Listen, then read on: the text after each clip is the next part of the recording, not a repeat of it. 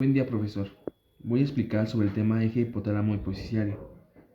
Para comenzar el tema, voy a explicar sobre el hipotálamo. El hipotálamo forma parte del encéfalo. Asimismo, se conecta con la hipófisis por dos vías. Por un lado, por los vasos sanguíneos portales largos y cortos, que se encargan de conectar al hipotálamo con el lóbulo anterior, denominado adenohipófisis, que es este.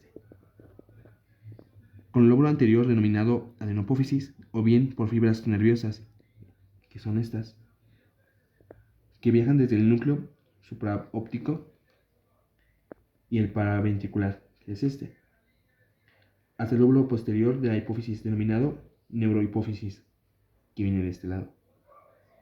Cabe mencionar que el hipotálamo consta de 10 núcleos, los cuales ejercen sus funciones neuroendocrinas. De los 10 núcleos del hipotálamo, dos son los más importantes, que son el núcleo paraventricular, que es este, y el núcleo supraóptico, que es este. Las hormonas hipotalámicas llegan a drenar la sangre a través del sistema vasos hipofisiarios, que son estas. Las arterias hipofisiarias, que son estas, superior, llevan sangre al hipotálamo, formando una red capilar denominada plexo primario. Desde este plexo la sangre drena las venas portales hipofisiarias, las cuales se dividen nuevamente para formar otra red capilar plexo secundario. En el hipotálamo se secretan las hormonas, que son estas, liberadoras de hipotalámicas. Viajan por el plexo portahipofisiario y van a viajar hacia la adenopófisis, que es esta parte azul.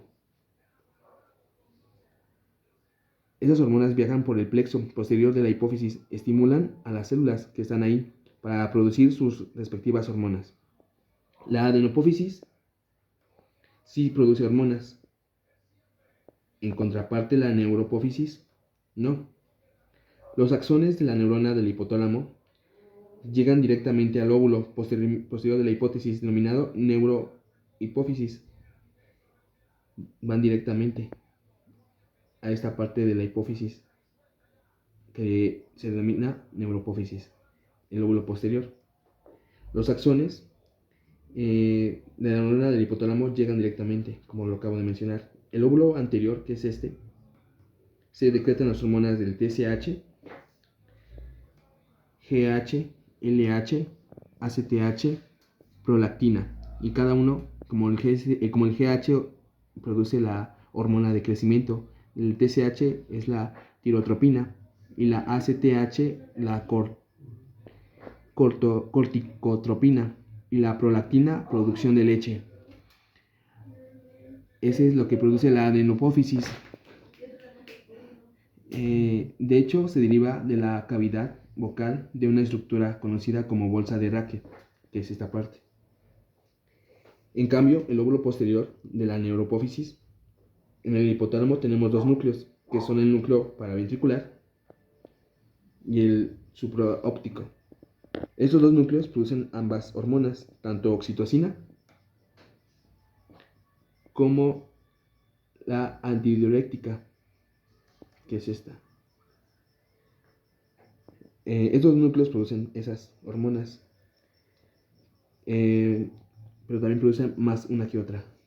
El núcleo supraóptico produce antidiurética y el núcleo paraventricular, que es este, produce oxitocina, como lo acabo de mencionar. Los axones de estos núcleos sí llegan directamente, como lo vemos aquí, esos son los verdes, y llegan directamente a la hipófisis de neurohipófisis.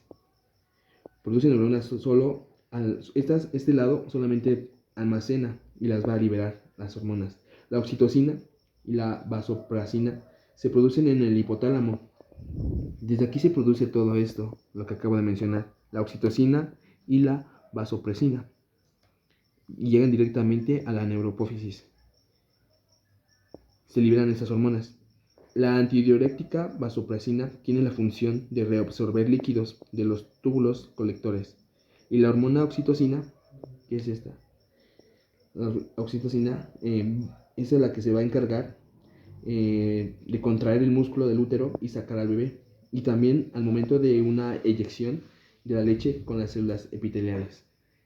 Esto fue lo que más o menos pude entender en la clase de cómo es el proceso del hipotálamo, de cómo son muy importantes estos dos núcleos para que se pueda hacer el proceso de la hipófisis, para que puedan almacenar y puedan también y liberar las neuronas. Y pues bueno, eso es todo de mi parte, profesor, y gracias por su atención.